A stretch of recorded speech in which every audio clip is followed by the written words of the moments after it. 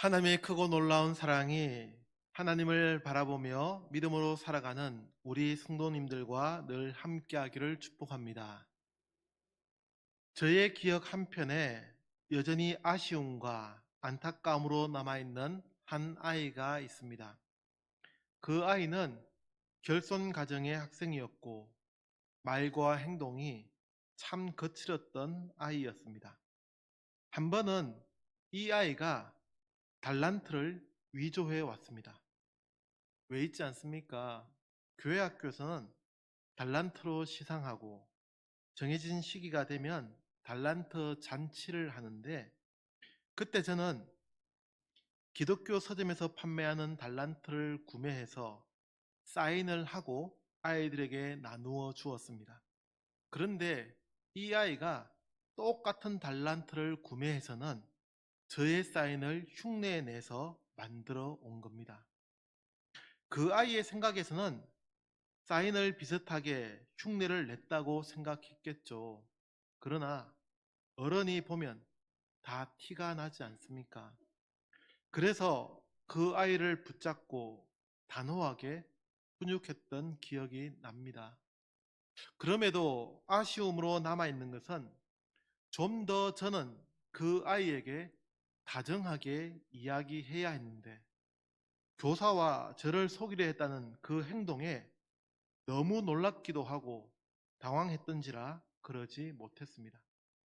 그리고 이후로는 아무리 사인을 한다고는 하지만 이 아이처럼 행동하지 못하도록 구입한 달란트를 다시는 사용하지 않았습니다. 저의 부친은 제가 고등학생이 될 때까지 몸에 좋지 않다는 이유로 커피를 마시지 못하게 하였습니다.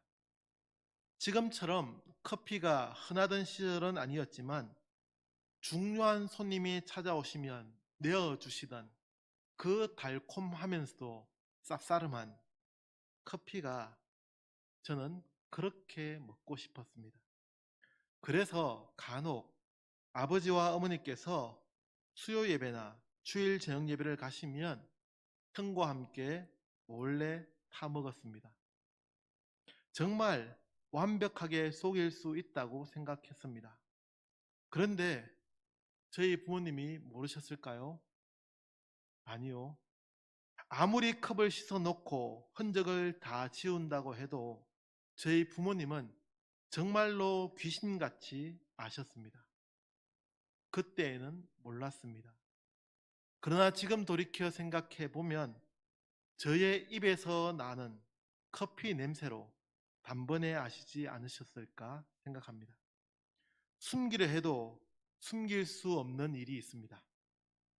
아무리 흔적을 지우려 해도 어딘가에는 그 흔적이 남아 있을 수밖에 없는 겁니다. 함께 읽은 본문의 말씀은 애굽의 보디발의 집에서 생활하는 요셉의 모습을 기록합니다. 그는 아버지의 사랑을 독차지하던 아들에서 이제는 하루하루 고단한 삶을 이어가야 하는 노예가 되었습니다. 그래도 그 시작은 순조로워 보였습니다. 하나님의 은혜로 요셉은 형통한 자가 되었고, 그의 주인 보디발은 요셉을 가정 총무로 삼아 자기의 소유를 다 맡겼다고 본문 바로 앞에서 기록합니다. 그러면 이때가 대략 요셉이 몇 세였을까요? 정확하게 몇 살이라고 성경에는 기록하지 않지만 요셉이 꿈을 꾸었을 때가 17살이었고 애굽의 총리가 되었을 때는 30이었다고 창세기 41장 46절에서 기록한 것으로 봐서 대략 17에서 20살 정도가 아니었을까 추정됩니다. 무슨 말씀을 드리려는 것인지 아시겠죠? 요셉은 그 젊은 나이에 경호대장의 집을 총괄적으로 맡아서 관리하는 자가 되었습니다. 그러니 출중했다고 표현하는 것도 무리가 아닐 것으로 생각합니다. 그는 남들과는 다르게 충실했고 주인의 재산도 잘 관리하여 풍족하게 만들었습니다. 그래서 본문 바로 앞에 기록된 6절에서 뭐라고 기록합니까? 자기가 먹는 음식 외에는 간섭하지 아니하였더라 라고 합니다. 그만큼 보디발은 노예였던 요셉을 믿었고 호감을 가지고 있었다는 겁니다. 그런 요셉이었기에 또 여기에 대해서 조금 전 보았던 6절 마지막에 기록하듯이 용모가 빼어나고 아름다웠더라는 9절처럼 요셉은 외모를 보아도 빼어났다고 기록합니다. 그러니 그런 출중한 능력과 외모 때문에 문제가 생겨나기 시작합니다. 능력 있고 외모가 좋다고 다 문제가 생기는 것은 아니죠. 그보다는 보디발의 아내가 문제의 출발점이었다고 보는 것이 맞습니다. 여기서 잠깐 저는 이런 상상을 해봅니다. 보디발은 자신의 아내가 이런 문제를 일으키는 사람이라는 것을 정말로 몰랐을까요? 아니면 알고 있었을까요? 우리 성도님들의 생각은 어떠합니까? 물론 성경에는 이에 대해서 기록하지 않습니다. 그러나 저의 상상력으로 생각해 보면 보디발은 알고 있었을 텐입니다. 그래서 아마도 요셉을 죽이지는 않고 왕의 제수를 가두는 옥으로 보냈다고 생각합니다. 그렇지 않습니까? 당시에 문제를 일으킨 노예 하나를 처형하는 것이 뭐 그리 대수겠습니까? 그 노예 하나만 잘 처리하면, 조용히 처리하면 모든 것이 잘 무마될 수 있는데, 그러나 보디발은 자신이 신임하고 전권을 주었던 요셉을 아꼈기에 사형까지 시키지는 않았다는 겁니다. 다시 원래의 이야기로 돌아가서 아무튼 요셉은 그 어느 것 하나 빠지지 않는 매력적인 사람이었습니다. 그래서 시작된 위기의 상황, 보디발의 아내는 요셉을 유혹합니다. 우리는 이 본문의 말씀을 통해 요셉과 같이 유혹을 마주할 수밖에 없는 그러한 상황을 어떻게 이겨내야 하는지를 발견하게 됩니다. 저는 이 시간을 준비하며 본문의 말씀을 다시 읽고 묵상하면서 어떻게 요셉은 그 젊은 나이에 이토록 지혜롭게 대처할 수 있었는지, 그의 젊은 나이가 실감나지 않을 정도였습니다. 요셉의 대처를 크게 세 가지로 정리해 볼 수 있는데, 그 첫 번째는 8절에 기록하듯이 거절했다는 점입니다. 요셉이 거절하며 라고 기록합니다. 요셉은 주인의 아내가 유혹할 때 거절했습니다. 그런데 그 거절도 상황에 따라 다르지 않습니까? 어떤 때는 강한 거절이 될 수 있고 어떤 때는 단순히 싫다는 표현으로 이해할 수도 있습니다. 그러면 요셉의 거절은 어떤 것이었겠습니까? 우리 성도님들은 혹시 언론을 통해 챗 GPT라고 들어보셨습니까? 인공지능이 다양한 주제에 대해 정보를 제공하는 것인데, 제가 요즘 이 챗 GPT를 가끔 사용해 봅니다.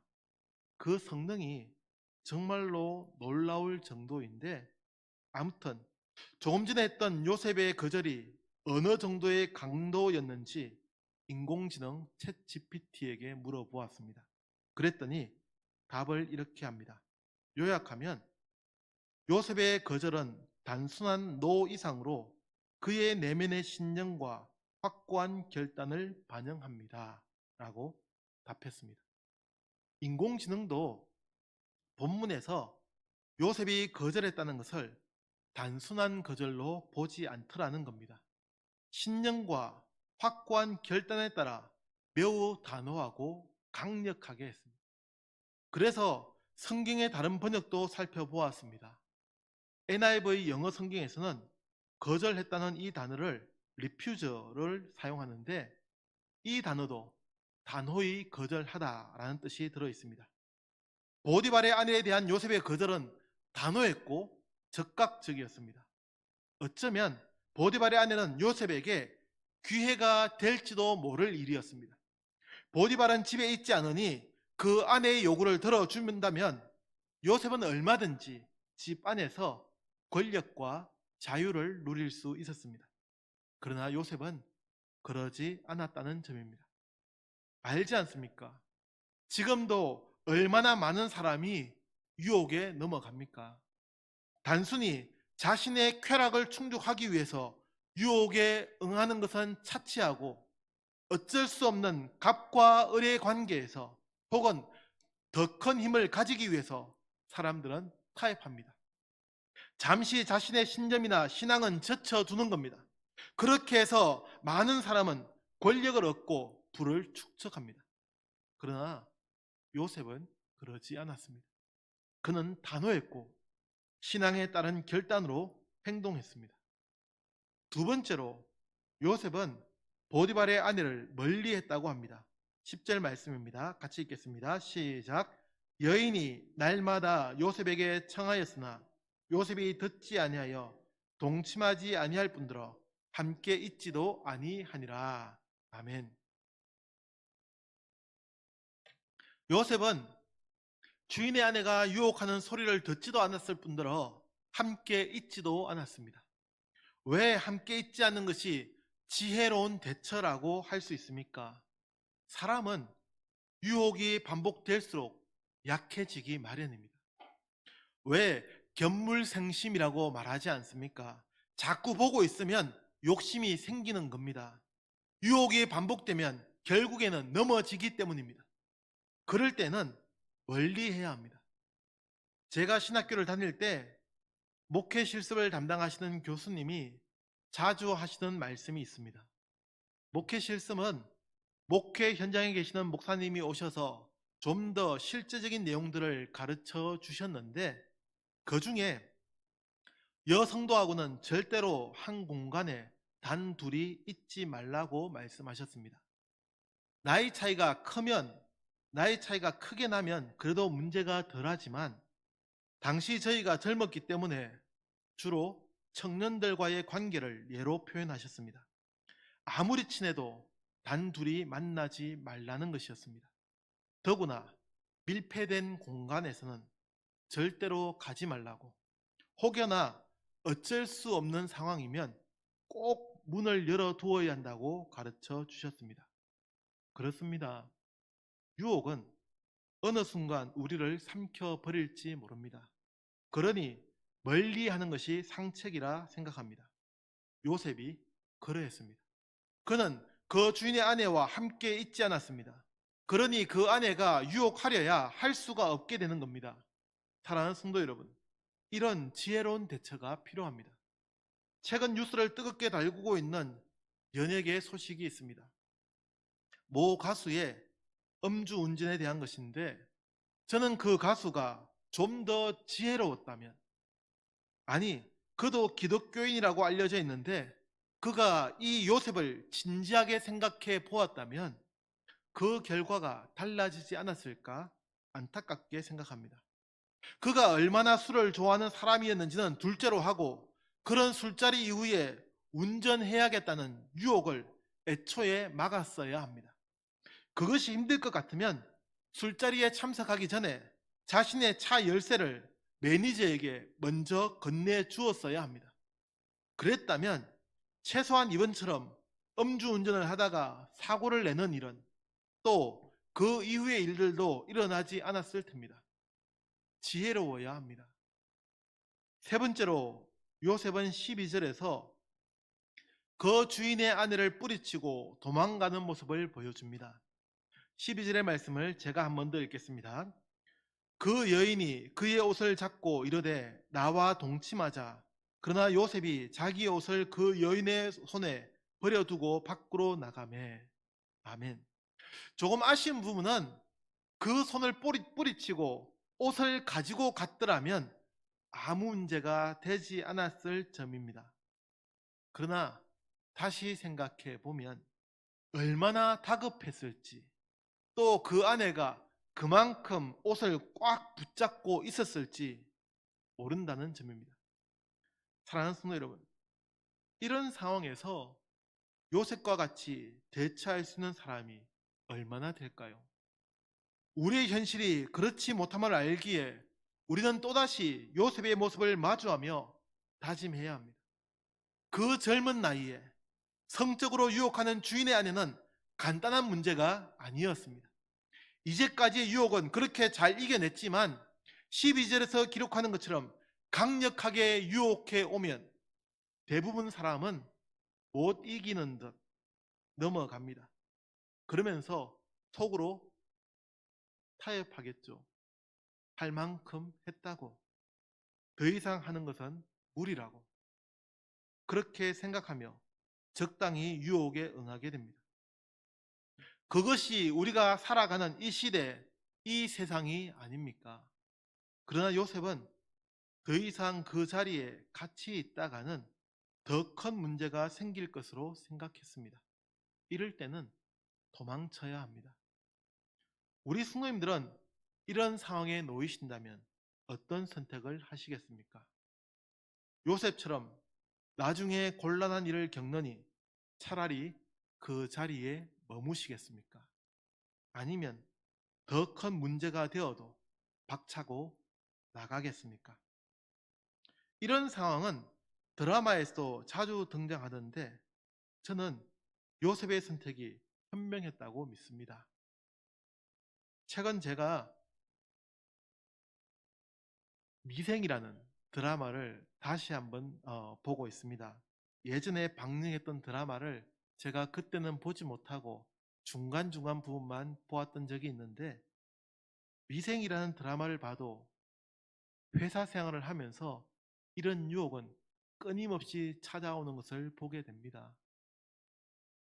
거래업체와의 관계에서 그 관계가 갑과 을의 관계가 될 수밖에 없기에 을의 입장에 있는 사람은 갑의 입장을 들어주어야 한다는 그것이 아무리 부당하고 아무리 잘못된 것이라고 할지라도 때로는 나의 이익을 더 극대화하기 위해서 백마진을 남겨야 한다는 것을 보여주고 있습니다. 우리의 사회는 이런 상황을 마주할 때 적당히 타협하고 넘어가는 것이 현명하다고, 그것이 눈치 있는 생활이라고, 사회생활 정말 잘하는 것이라고 가르칩니다. 저는 오늘 이 시간 요셉의 모습을 마주하며 요셉의 선택이 현명했다고 믿습니다. 죄 짓게 되는 자리를 멀리해야 합니다. 피해야 하고 도망쳐야 합니다. 그렇지 않으면 어느새 죄가, 마귀가 우리를 삼켜버리고 말 테니 말입니다. 사랑하는 성도 여러분, 이런 점에서 요셉은 참으로 지혜로웠습니다. 비록 20대 안팎의 젊은 나이였지만 그는 단호하게 대처했고 자신을 끝까지 지켰습니다. 이 요셉의 모습으로 자신을 지켜나가는 성도들이 되기를 축복합니다. 그러나 오늘 이 시간 이런 요셉의 지혜롭고 단호한 대처의 모습을 마주하고 있노라면 그는 왜 그토록 자신을 철저하게 지키려 했는지를 묻게 됩니다. 왜입니까? 왜 그는 남들처럼 적당하게 타협하며 살지 않았습니까? 9절 말씀 같이 읽겠습니다. 시작. 이 집에는 나보다 큰 이가 없으며 주인이 아무것도 내게 금하지 아니하였어도 금한 것은 당신뿐이니 당신은 그의 아내임이라. 그런즉 내가 어찌 이 큰 악을 행하여 하나님께 죄를 지으리까. 아멘. 이 구절이 조금 이상하지 않습니까? 네. 왜 제가 이상하다고 말씀드리는지 먼저 이해하셔야 합니다.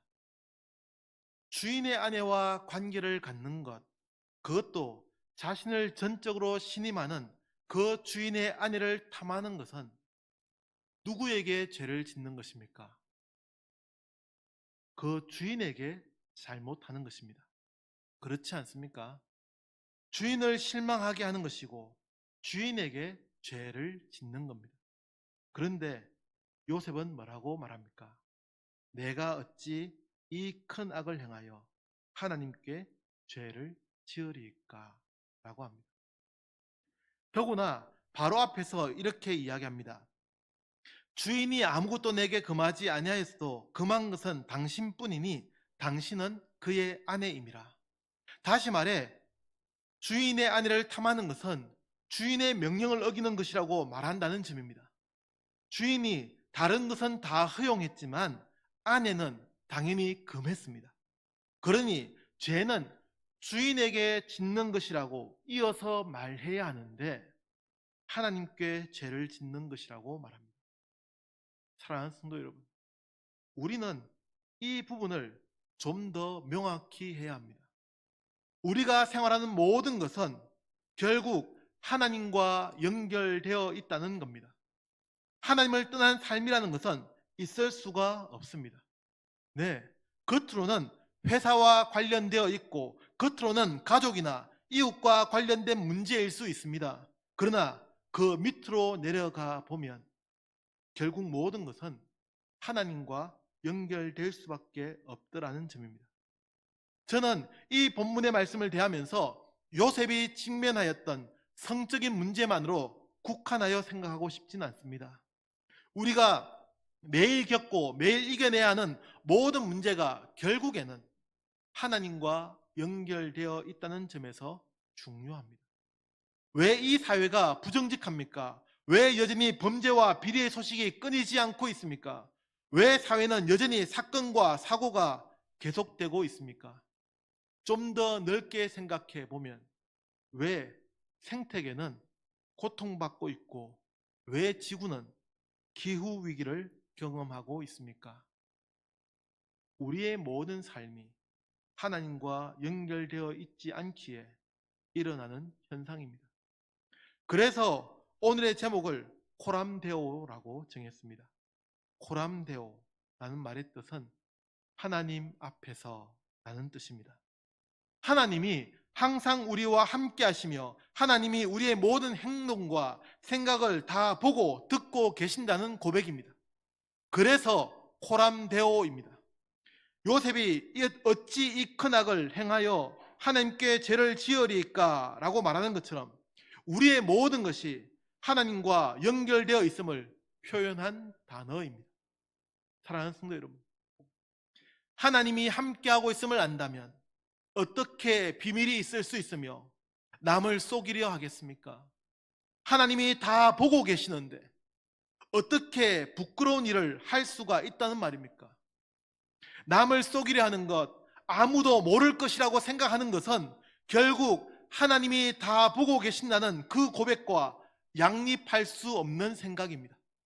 다시 말해 코람데오의 고백으로 사는 사람은 비밀이 있을 수 없고 남을 속이려 하지도 않을 것이며 늘 모든 행동을 공개된 장소에다 하듯 떳떳하게 할 수밖에 없는 삶입니다. 다시 한 가수의 이야기로 돌아가서 그가 운전자를 바꾸어 말하려 했던 것, 그가 음주운전을 속이기 위해 핑계대며 말했던 것은 결국 하나님이 다 알고 계신다는 그 신앙의 고백이 부재했기에 일어난 기현상에 불과합니다. 아무리 그가 기독교인이라고 항변해 본들 그의 마음속에는 하나님이 다 알고 계신다는 그 신앙의 고백조차 가지고 있지 않은 삶이었습니다. 하나님이 다 알고 계시고 보고 계신다는 삶의 고백이 있다면 죄를 짓는 것은 물론이고 작은 휴지 조각 하나도 함부로 버릴 수 없게 될 것이며 타인의 고통을 아무렇지 않게 지나칠 수도 없을 텐입니다. 우리의 모든 삶이 하나님 앞에서 이루어지는 삶이기에 그 신앙의 고백이 우선되기에 우리는 때로 요셉과 같이 더 큰 고난에 처하게 될지라도 죄를 멀리할 수밖에 없는 삶을 살아가게 됩니다. 서두에 말씀드린 한 아이와 제가 어린 시절 부모님을 속이려 했던 것도 같은 맥락에서 절대 반복되지 않아야 할 잘못된 모습임을 알게 됩니다. 오늘도 이 오후 시간을 함께하는 성도 여러분, 코람데오, 하나님 앞에서 살아가는 삶을 살지 않으시겠습니까? 하나님이 다 보고 계시고 듣고 계신다는 삶의 고백이 있는 우리 성도들의 삶이 되기를 간절히 기도합니다. 기도하겠습니다. 코람데오의 신앙으로 하나님 앞에서 살아가는 우리 성도들의 삶이 되게 하여 주옵소서. 예수님의 이름으로 기도합니다. 아멘.